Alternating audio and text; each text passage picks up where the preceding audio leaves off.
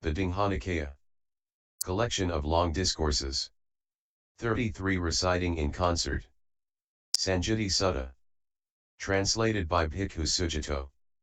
Sutta.central.net, Part 1, So I have heard.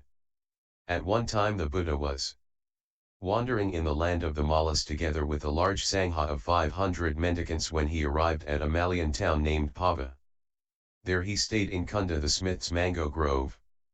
Now at that time a new town hall named Pitaka had recently been constructed for the Mallas of Pava. It had not yet been occupied by an ascetic or Brahmin or any person at all. The Mallas of Pava also heard that the Buddha had arrived and was staying in Kunda's mango grove. Then they went up to the Buddha, bowed, sat down to one side, and said to him, "Sir, a new town hall named Pitaka has recently been constructed for the Mallas of Pava. It has not yet been occupied by an ascetic or Brahmin or any person at all. May the Buddha be the first to use it, and only then will the Mallas of Pava use it. That would be for the lasting welfare and happiness of the Mallas of Pava." The Buddha consented in silence. Then, knowing that the Buddha had consented, the Mallas got up from their seat, bowed, and respectfully circled the Buddha, keeping him on their right. Then they went to the new town hall, where they spread carpets all over, prepared seats, set up a water jar, and placed a lamp. Then they went back to the Buddha, bowed, stood to one side, and told him of their preparations, saying, "Please, sir, come at your convenience." Then the Buddha robed up and, taking his bowl and robe, went to the new town hall together with the sangha of mendicants. Having washed his feet he entered the town hall and sat against the central column facing east. The sangha of mendicants also washed their feet, entered the town hall, and sat against the west wall facing east, with the Buddha right in front of them. The Mallas of Pava also washed their feet, entered the town hall, and sat against the east wall facing west, with the Buddha right in front of them. The Buddha spent most of the night educating, encouraging, firing up, and inspiring the Mallas with the Dhamma talk. Then he dismissed them. "The night is getting late, Vasetthas. Please go at your convenience." "Yes, sir," replied the Mallas. They got up from their seat, bowed, and respectfully circled the Buddha, keeping him on their right, before leaving. Soon after they left, the Buddha looked around the sangha of monks, who were so very silent. He addressed Venerable Sariputta, "Sariputta, the sangha of mendicants is rid of dullness and drowsiness. Give them some Dhamma talk as you feel inspired." "My back is sore, I'll stretch it." "Yes, sir," Sariputta replied. And then the Buddha spread out his outer robe folded in four and laid down in the lion's posture, on the right side, placing one foot on top of the other, mindful and aware, and focused on the time of getting up. Now at that time the Niganthanādaputta had recently passed away at Pava. With his passing the Jain ascetics split, dividing into two factions. Arguing, quarreling, and fighting, continually wounding each other with barbed words. "You don't understand this teaching and training." "I understand this teaching and training." "What, you understand this teaching and training? You're practicing wrong." "I'm practicing right. I stay on topic, you don't. You said last what you should have said first. You said first what you should have said last. What you've thought so much about has been disproved. Your doctrine is refuted. Go on, save your doctrine. You're trapped, get yourself out of this, if you can." You'd think there was nothing but slaughter going on among the Jain ascetics. And the Niganthanadaputta's white-clothed lay disciples were disillusioned, dismayed, and disappointed in the Jain ascetics. They were equally disappointed with the teaching and training so poorly explained and poorly propounded, not emancipating, not leading to peace, proclaimed by someone who is not a fully awakened Buddha, with broken monument and without a refuge. Then Sariputta told the mendicants about these things. He went on to say, "That's what happens, reverends, when a teaching and training is poorly explained and poorly propounded, not emancipating, not leading to peace, proclaimed by someone who is not a fully awakened Buddha. But this teaching is well explained and well propounded to us by the Blessed One, emancipating, leading to peace, proclaimed by someone who is a fully awakened Buddha. You should all recite this in concert, without disputing, so that this spiritual path may last for a long time.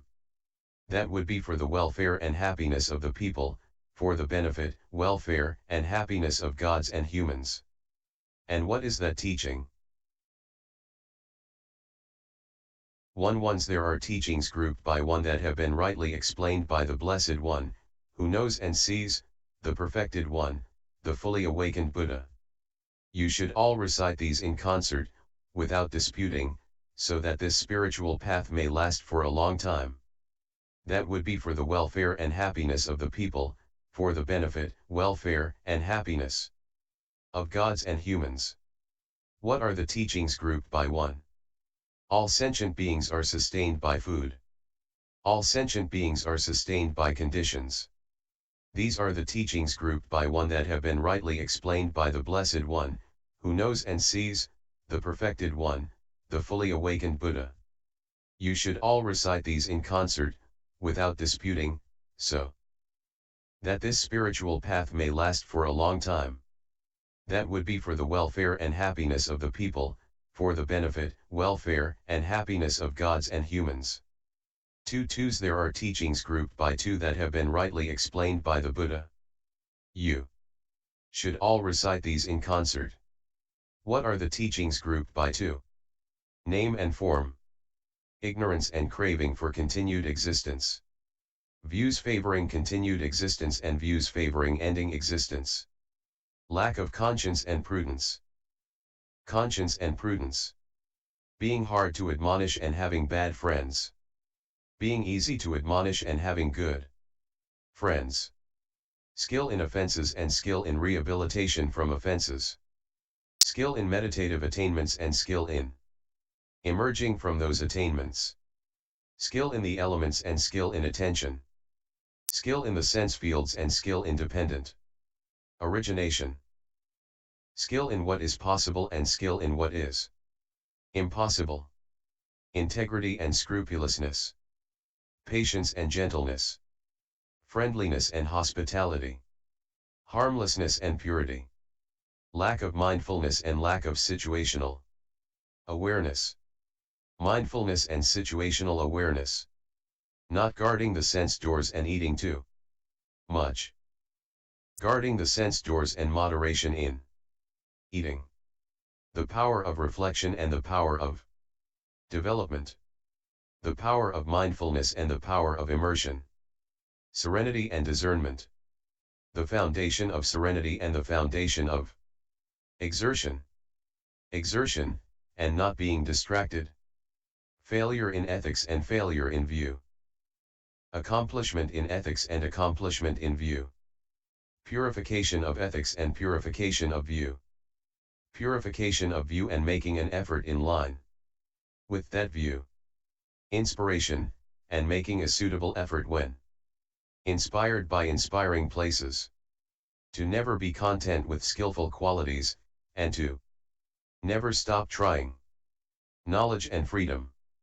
Knowledge of ending and knowledge of non-arising.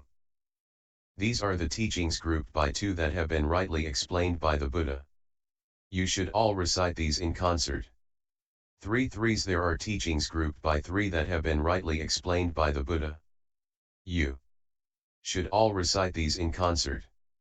What are the teachings grouped by three? 3 unskillful roots, greed, hate, and delusion. 3 skillful roots, non-greed, non-hate, and non-delusion. 3 ways of performing bad conduct, by body, speech, and mind. 3 ways of performing good conduct, by body, speech, and mind. 3 unskillful thoughts, sensuality, malice, and cruelty. 3 skillful thoughts, renunciation, goodwill, and harmlessness. 3 unskillful intentions, sensuality, malice, and cruelty. 3 skillful intentions, renunciation, goodwill, and harmlessness. 3 unskillful perceptions, sensuality, malice, and cruelty. 3 skillful perceptions, renunciation, goodwill, and harmlessness. 3 unskillful elements, sensuality, malice, and cruelty. 3 skillful elements, renunciation, goodwill, and harmlessness. Another 3 elements, sensuality, form, and formlessness. Another 3 elements, form, formlessness, and cessation. Another 3 elements, lower, middle, and higher. 3 cravings, 4 sensual pleasures, to continue existence, and to end existence. Another 3 cravings, sensuality, form, and formlessness. Another 3 cravings, form, formlessness, and cessation. 3 fetters, identity view, doubt, and misapprehension of precepts and observances. 3 defilements, sensuality, desire for continued existence, and ignorance. 3 realms of existence, sensual, form, and formless. 3 searches, for sensual pleasures, for continued existence, and for a spiritual path. 3 kinds of discrimination, I'm better, I'm equal, and I'm worse. 3 periods, past, future, and present. 3 extremes, identity, the origin of identity, and the cessation of identity. 3 feelings, pleasure, pain, and neutral. 3 forms of suffering, the suffering inherent in painful feeling, the suffering inherent in conditions, and the suffering inherent in perishing. 3 heaps, inevitability regarding the wrong way, inevitability regarding the right way, and lack of inevitability. 3 darknesses, one is doubtful, uncertain, undecided, and lacking confidence about the past, future, and present. 3 things a realized one need not hide. The realized one's behavior by way of body, speech, and mind is pure. He has no misconduct in these 3 ways that need be hidden, thinking, may others not know this of me. 3 possessions, greed, hate, and delusion. 3 fires, greed, hate, and delusion. Another 3 fires, a fire for those worthy of offerings dedicated to the gods, a fire for householders, and a fire for those worthy of a religious donation. A 3-fold classification of the physical, visible and resistant, invisible and resistant, and invisible and non-resistant. 3 choices, good choices, bad choices, and imperturbable choices. 3 individuals, a trainee, an adept, and one who is neither a trainee nor an adept. 3 seniors, a senior by birth, a senior in the teaching, and a senior by convention. 3 grounds for making merit, giving, ethical conduct, and meditation. 3 grounds for accusations, what is seen, heard, and suspected. 3 kinds of sensual rebirth. There are sentient beings who desire what is present. They fall under the sway of presently arisen sensual pleasures. Namely, humans, some gods, and some beings in the underworld. This is the first kind of sensual rebirth. There are sentient beings who desire to create. Having repeatedly created, they fall under the sway of sensual pleasures. Namely, the gods who love to create. This is the second kind of sensual rebirth. There are sentient beings who desire what is created by others. They fall under the sway of sensual pleasures created by others. Namely, the gods who control the creations of others. This is the third kind of sensual rebirth. 3 kinds of pleasant rebirth. There are sentient beings who, having repeatedly given rise to it, dwell in pleasure. Namely, the gods of Brahma's host. This is the first pleasant rebirth. There are sentient beings who are drenched, steeped, filled, and soaked with pleasure. Every so often they feel inspired to exclaim, "Oh, what bliss!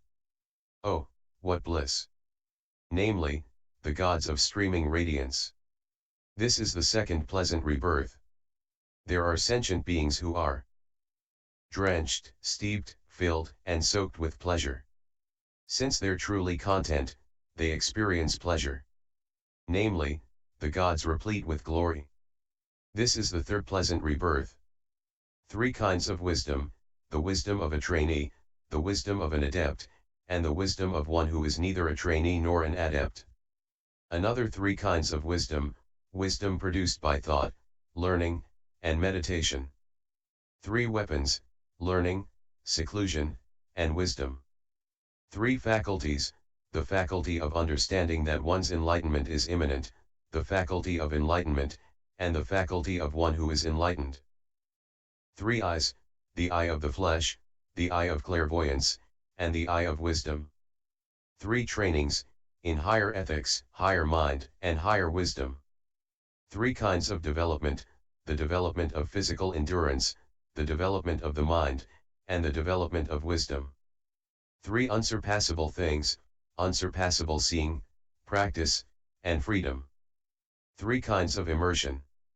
Immersion with placing the mind and keeping it connected. Immersion without placing the mind, but just keeping it connected. Immersion without placing the mind or keeping it connected. Another 3 kinds of immersion, emptiness, signless, and indirect. 3 purities, purity of body, speech, and mind. 3 kinds of sagacity, sagacity of body, speech, and mind. 3 skills, skill in progress, skill in regress, and skill in means. 3 vanities, the vanity of health, the vanity of youth, and the vanity of life. 3 ways of putting something in charge, putting oneself, the world, or the teaching in charge. 3 topics of discussion. You might discuss the past, that is how it was in the past. You might discuss the future, that is how it will be in the future. Or you might discuss the present, this is how it is at present. 3 knowledges, recollection of past lives, knowledge of the death and rebirth of sentient beings, and knowledge of the ending of defilements. 3 meditative abidings, the meditation of the gods, the meditation of Brahma, and the meditation of the noble ones. 3 demonstrations, a demonstration of psychic power, a demonstration of revealing, and an instructional demonstration. These are the teachings grouped by 3 that have been rightly explained by the Buddha. You should all recite these in concert. 4 fours there are teachings grouped by 4 that have been rightly explained by the Buddha. You should all recite these in concert. What are the teachings grouped by 4? 4 kinds of mindfulness meditation. It's when a mendicant meditates by observing an aspect of the body, keen, aware, and mindful, rid of desire and aversion for the world. They meditate observing an aspect of feelings, mind, principles, keen, aware, and mindful, rid of desire and aversion for the world. 4 right efforts. A mendicant generates enthusiasm, tries, makes an effort, exerts the mind, and strives so that bad, unskillful qualities don't arise. They generate enthusiasm, try, make an effort, exert the mind, and strive so that bad, unskillful qualities that have arisen are given up. They generate enthusiasm, try, make an effort, exert the mind, and strive so that skillful qualities arise. They generate enthusiasm, try, make an effort, exert the mind, and strive so that skillful qualities that have arisen remain, are not lost, but increase, mature, and are completed by development. 4 bases of psychic power. A mendicant develops the basis of psychic power that has immersion due to enthusiasm, and active effort. They develop the basis of psychic power that has immersion due to mental development, and active effort. They develop the basis of psychic power that has immersion due to energy, and active effort. They develop the basis of psychic power that has immersion due to inquiry, and active effort. 4 absorptions. A mendicant, quite secluded from sensual pleasures, secluded from unskillful qualities, enters and remains in the first absorption, which has the rapture and bliss born of seclusion, while placing the mind and keeping it connected. As the placing of the mind and keeping it connected are stilled, they enter and remain in the second absorption, which has the rapture and bliss born of immersion, with internal clarity and confidence, and unified mind, without placing the mind and keeping it connected. And with the fading away of rapture, they enter and remain in the third absorption, where they meditate with equanimity, mindful and aware, personally experiencing the bliss of which the noble ones declare, equanimous and mindful, one meditates in bliss. Giving up pleasure and pain, and ending former happiness and sadness, they enter and remain in the fourth absorption, without pleasure or pain, with pure equanimity and mindfulness. 4 ways of developing immersion further. There is a way of developing immersion further that leads to blissful meditation in the present life. There is a way of developing immersion further that leads to gaining knowledge and vision. There is a way of developing immersion further that leads to mindfulness and awareness. There is a way of developing immersion further that leads to the ending of defilements. And what is the way of developing immersion further that leads to blissful meditation in the present life? It's when a mendicant, quite secluded from sensual pleasures, secluded from unskillful qualities, enters and remains in the first absorption, second absorption, fourth absorption. This is the way of developing immersion further that leads to blissful meditation in the present life. And what is the way of developing immersion further that leads to gaining knowledge and vision? A mendicant focuses on the perception of light, concentrating on the perception of day regardless of whether it is night or day. And so, with an open and unenveloped heart, they develop a mind that's full of radiance. This is the way of developing immersion further that leads to gaining knowledge and vision. And what is the way of developing immersion further that leads to mindfulness and awareness?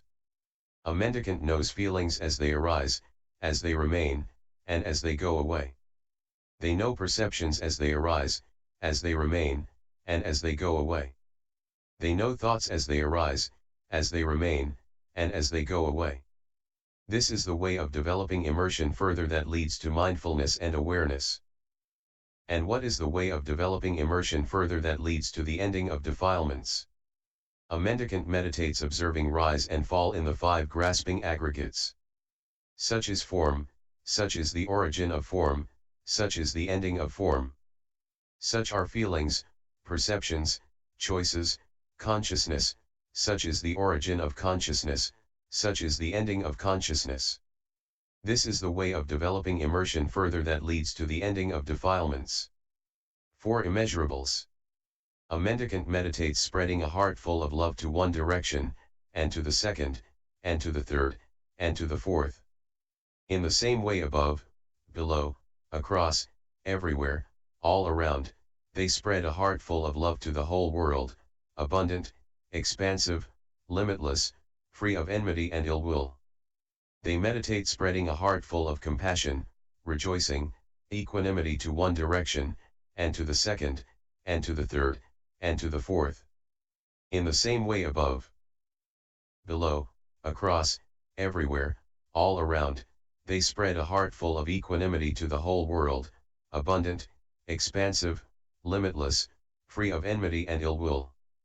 4 formless states. A mendicant, going totally beyond perceptions of form, with the ending of perceptions of impingement, not focusing on perceptions of diversity, aware that space is infinite, enters and remains in the dimension of infinite space. Going totally beyond the dimension of infinite space, aware that consciousness is infinite, they enter and remain in the dimension of infinite consciousness. Going totally beyond the dimension of infinite consciousness, aware that there is nothing at all, they enter and remain in the dimension of nothingness. Going totally beyond the dimension of nothingness, they enter and remain in the dimension of neither perception nor non-perception. 4 supports. After reflection, a mendicant uses some things, endures some things, avoids some things, and gets rid of some things. 4 noble traditions. A mendicant is content with any kind of robe, and praises such contentment. They don't try to get hold of a robe in an improper way. They don't get upset if they don't get a robe. And if they do get a robe, they use it untied, uninfatuated, unattached, seeing the drawback, and understanding the escape. And on account of that they don't glorify themselves or put others down. A mendicant who is deft, tireless, aware, and mindful in this is said to stand in the ancient, original noble tradition. Furthermore, a mendicant is content with any kind of alms food. Furthermore, a mendicant is content with any kind of lodgings. Furthermore, a mendicant enjoys giving up and loves to give up. They enjoy meditation and love to meditate. But they don't glorify themselves or put down others on account of their love for giving up and meditation. A mendicant who is deft, tireless, aware, and mindful in this is said to stand in the ancient, original noble tradition. Part 2, continued.